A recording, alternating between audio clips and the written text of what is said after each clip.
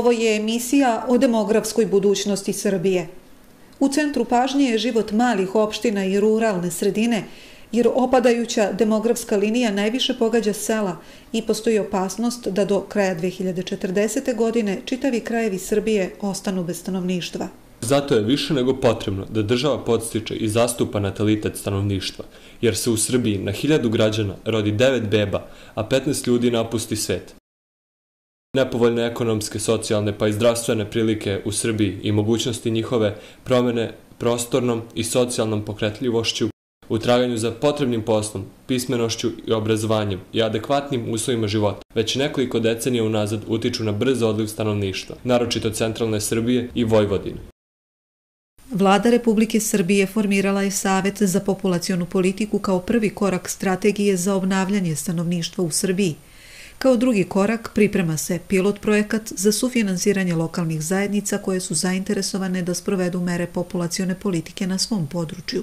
Savet će se zapravo baviti kreacijama i praćenjem primene pronatalitetnog programa i svih drugih mera koji treba Srbiju da učine demografski povoljnije u perspektivi, s tim da je zato potrebno da se naoružamo strpljenjem. Prvi koraci moraju biti vezani za određivanje vrlo jasnih ciljeva u pojedinim lokalnim sredinama, u jedinicama lokalne samouprave. Drugi naš cilj biće izmena normative, dakle zakonske promene koje će obavezivati i zemlju i jedinice lokalne samouprave, opštine, da se bave i ovim pitanjem, ali na jedan način koji uvažava stručne instrukcije. Dakle, primjena pronatalitetnih mera, primjena svih onih mera koje znače bolji kvalitet života, praćenje migracija i naravno aktivno starenje. To su sve mere koje ćemo preduzimati i gde će Savet imati mogućnost da analizira rad svih nas koji učestvujemo u realizaciji tih mera. Jedna od pronatalitetnih mera je usklađivanje rada i roditeljstva u pogledu radnog vremena. Sve one institucije i svi oni privredni subjekti koji mogu da omoguće roditeljima male dece da svoje roditeljske obaveze usklade sa vremenom rada koje im odgovara, bi sigurno bile vrlo značajan podsticaj za rađanje izvesnog broja mlađih ljudi, a i za bolju efikasnost privrednih subjekata i onih radnih organizacija u kojima ti ljudi rade, zbog čega smo se opredelili da testiramo i uposlene i poslodavce. I u ovom momentu je testirano blizu 300 poslodavaca u Srbiji i blizu 4000 zaposlenih na ove teme. Oni će nam dati odgovor i svoje razmišljanja kroz upitnik koji smo poslali i mi ćemo napraviti određene mere koje ćemo usmeriti i ka poslodavcu i ka uposlenima, ali i ka državi koja će one poslodavce koji uzimaju u obzir ovu značajnu komponentu života na izvestan način stimulisati, bilo porezima, smanjivanjem poreza, bilo informativnom afirmacijom onoga što oni rade ili na neki treći način. S druge strane, organizujemo 4 pilot projekta u 4 sredine u Srbiji, jer je i kulturološki, i ekonomski, i sa svih aspekata različita situacija na jugoistoku Srbije, u centralnoj Srbiji, u Beogradu i u Vojvodini. Pa će svaki od ovih regija dati po jednu opštinu nakon javnog poziva koji ćemo vrlo brzo objaviti za nekih 15-20 dana. I one opštine koje budu ušle u taj naš uzorak ili da kažemo pilot projekat, biće zapravo opštine koje će nam pokazati šta je za tu regiju najprioritetnije u pronatalitetnim merama i to će nam biti ujedno osnov da dalje pravimo normativne izmene, odnosno predlažemo izmenu podzakonskih akata i zakona.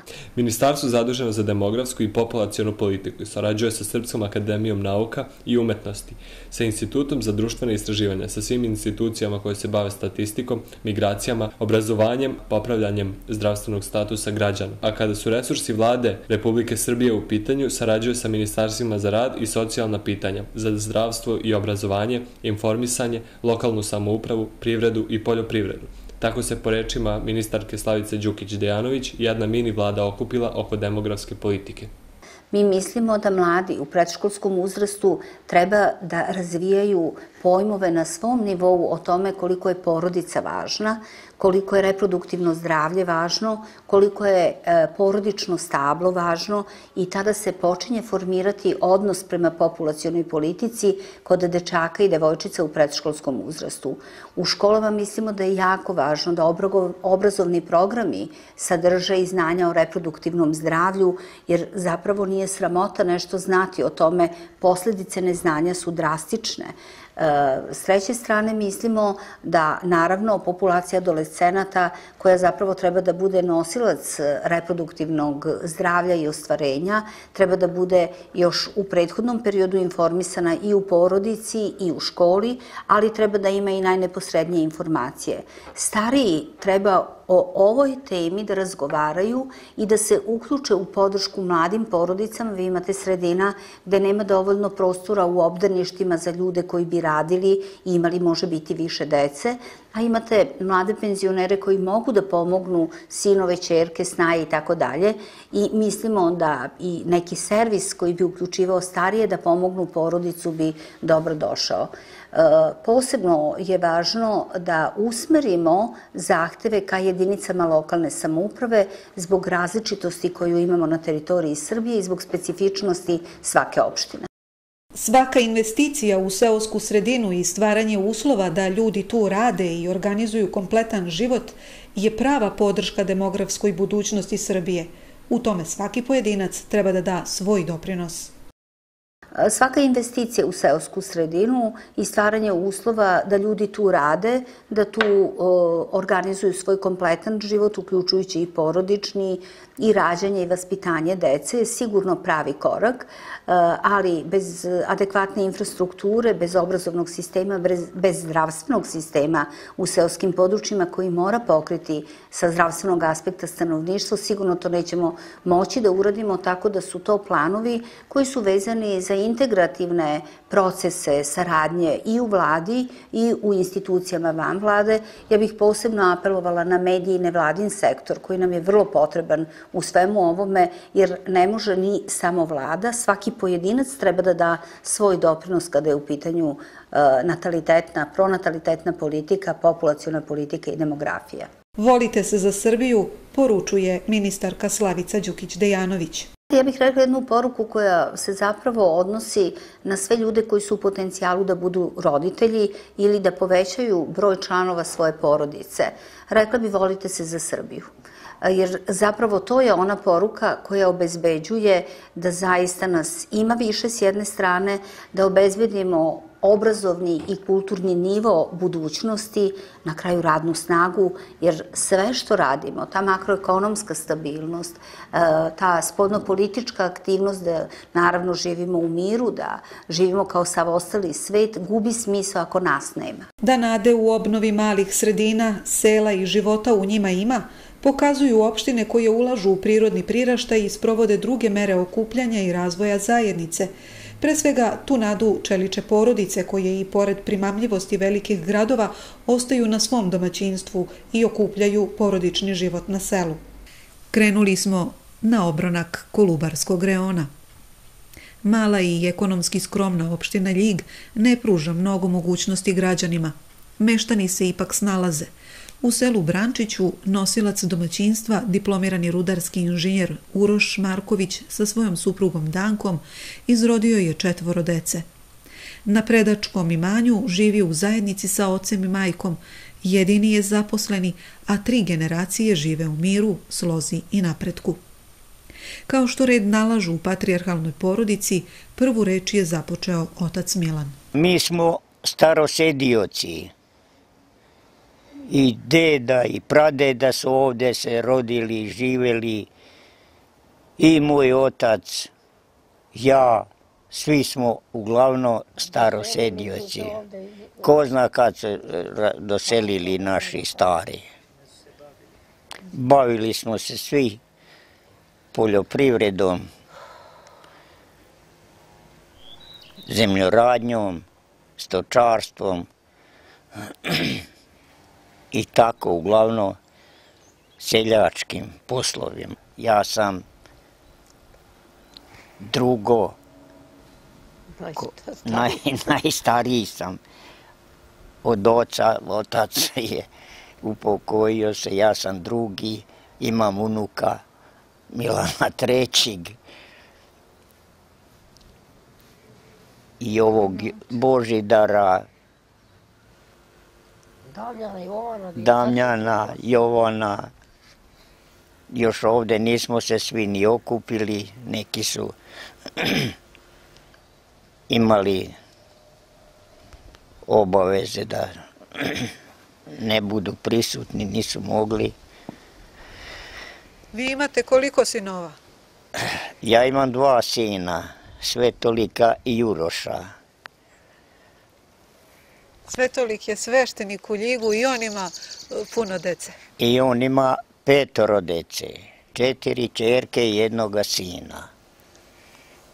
Uroš ima 4 dece, 3 sina i 1 ćerku. Kad smo svi zajedno, dobro nam je i dobro se osjećamo.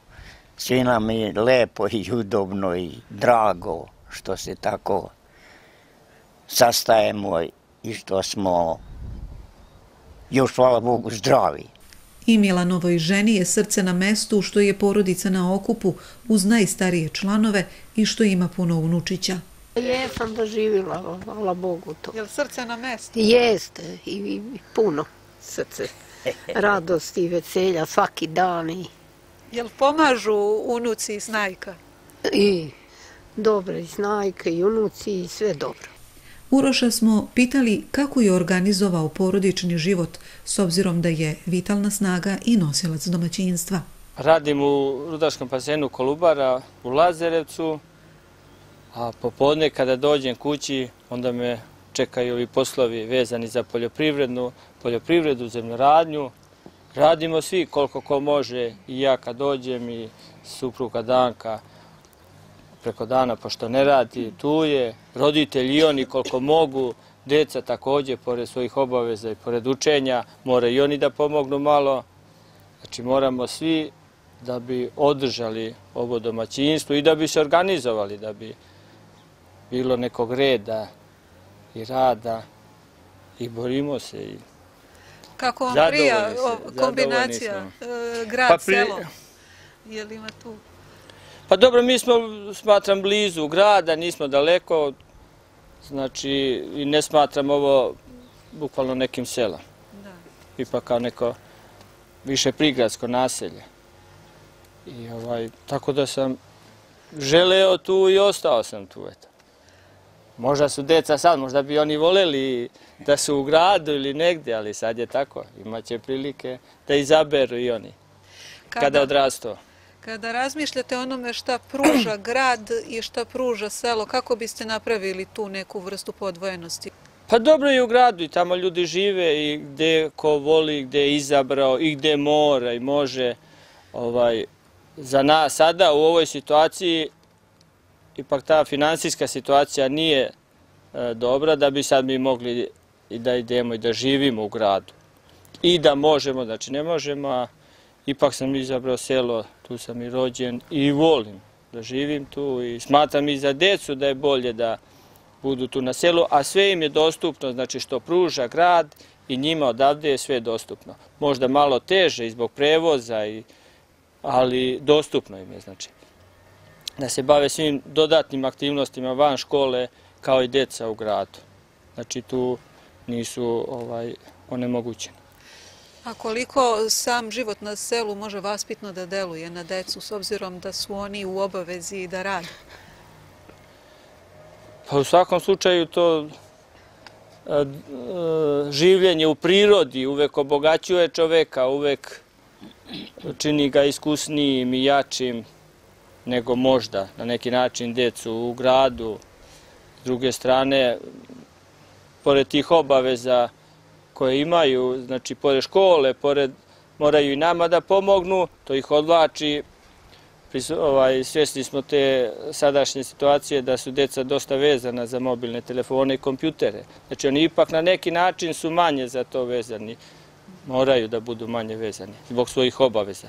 A koje su obaveze i razonode najmlađih članova porodice, kazali su oni sami po prvenstvu. Milan, gimnazijalac opšteg smera, Marija koja ide u 7. razred, Damjan koji pohađa 5. a Božidar kao trećak, korak po korak od pešači do seoske škole u Brančiću. Obično kad iz škole nekad ostanem kad imam trening u ligu i dolazim posle kući, babi i dedi tako obično uveče oko stoke da se zatvore ovce i pomognu oko stoke. Vikendom tako idem da radim sa ocem i tako učenje kad dođem iz škole, kad nema trening. Imam 14 godina i 7. sam razred. Jel imate internet? Voliš li na internetu? Imamo. Se koristiš onim društvenim igrama? Da.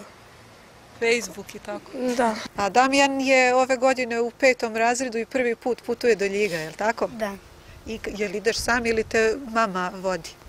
Pa Za početak. idem sa Čičom. Kako ti izgleda jedan tvoj dan? Ujutru možda odeš u školu, pa kad se vratiš? Pa uradim sve što mi treba i pomognem babi i dedi. Šta najviše voliš da pomažeš? Pa oko stočarstva. Božidar je u 3. razredu u selu Brančiću. Kako ti izgleda u školi? Pa dobro. Jel imaš puno drugara ili koliko vas ima u odeljenju? Pa ima nas 13 i dobro se družimo. Kako ti se zove učiteljica? Sanela. I jel dobra učiteljica? Aha, dobro je. I lepa. Majka Danka ne krije da roditeljstvo ima svoju težinu, ali je i veliko zadovoljstvo.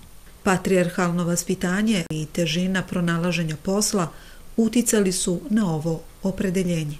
Stvar vaspitanja, stvar tako eto, nezaposlenosti i ostalo. To je moje opredeljenje.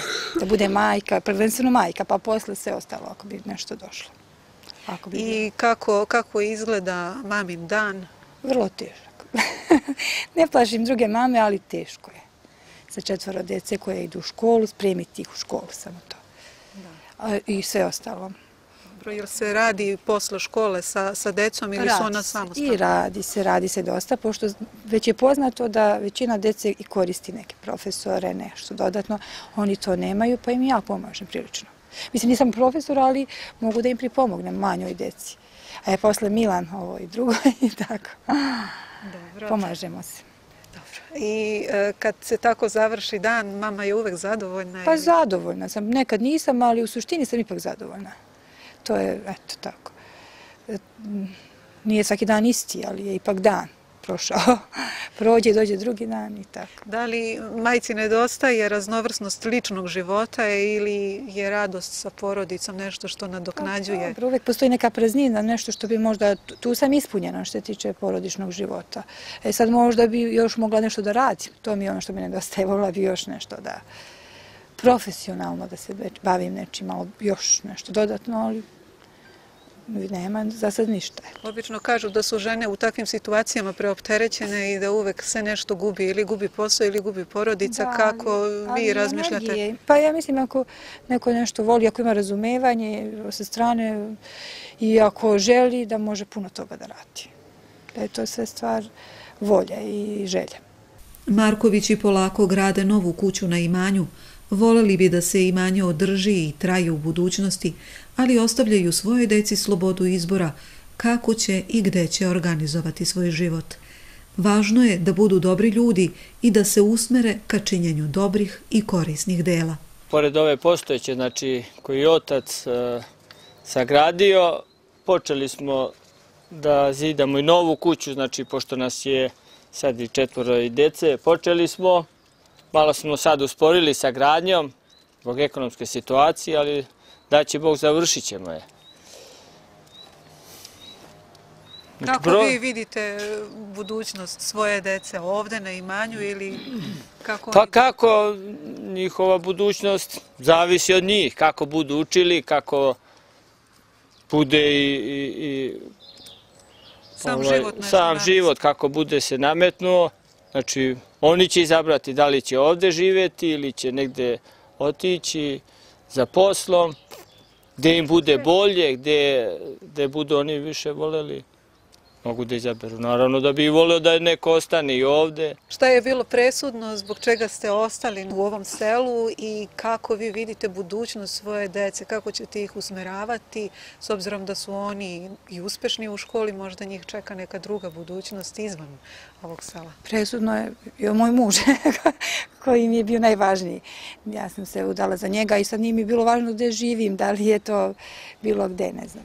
A drugo, mislim da je i lepo selo i da je vrlo pogodno i tu lepo živeti, blizu je i grada, blizu je i Beograda i vrlo je povoljno. Čak je možda i bolje nego u Ligu. Može se baviti i poljoprivredom, a biti i čak je i blizu. Može da se ode i do Beograda da se putuje ko može. I naravno, završna reč također pripada najstarijem domaćinu Milanu. Evo u čemu on vidi smisao i uspeh života. Hvala Bogu, odlično nam se vratilo. Kako sam ja vaspitavan od svojih roditelja, tako sam i svoju decu vaspitavao i uspeo sam u tome da su moja deca vaspitana kao pravoslavni hrišćani i dobri ljudi i školu završili, poslušni bili i u državi i u kući i u svakom mestu, tako da sam zahvalan i srećan sa mojim uspehom, kako sam uspeo da ih vaspitam i da mi budu dobri ljudi. U seoskoj sredini kulturne manifestacije često su deo života meštana. Oni nisu samo posmatrači kulturnog rada profesionalaca, već u njima sami učestvuju, pomažući organizaciji i realizaciji programa. U Belanovici, u crkvi Pokrova Presvete Bogorodice, polaznici veronauke, ali i ostala seoska deca i roditelji obeležavali su Veliki petak i pripremali vaskršnja jaja za najveći hrišćanski praznik. Evo kako je sve izgledalo. Ovaj hram je podignut 1864. godine. I tu je na ovo mesto preseljeni su temelji crkve iz Šutaca. Kada je podignuta ova crkva, u nju dolaze zapravo meštani iz 7 sela okolnih. Mi smo danas ovde na veliki praznik, Veliki petak, pred praznik Vaskrsenja Hristovog. Danas je Veliki petak, dan žalosti zapravo. Žalimo zato što nam je Gospod Isus Hristos razapet i umro je na krstu za sve nas, da okaje grehe za sve nas. I u čast tog velikog praznika mi danas farbamo jaja. Danas za ovaj praznik se zapravo u kući samo to i radi. Ništa se ne radi drugo, samo se farbaju jaja. Svake godine nešto isprobavamo, ali se uvek trudimo da pre svega ispoštujemo tradiciju. Oslikavamo jaja voskom, pa ih farbamo u lukovinu. Farbamo jaja sa listićima koji su vezani u čarapu u lukovinu i naravno u crvenu boju. Ovdje imamo jednu devojčicu koja je spremila da kaže zašto farbamo jaja, pa eto neko ona umjesto mene to kaže.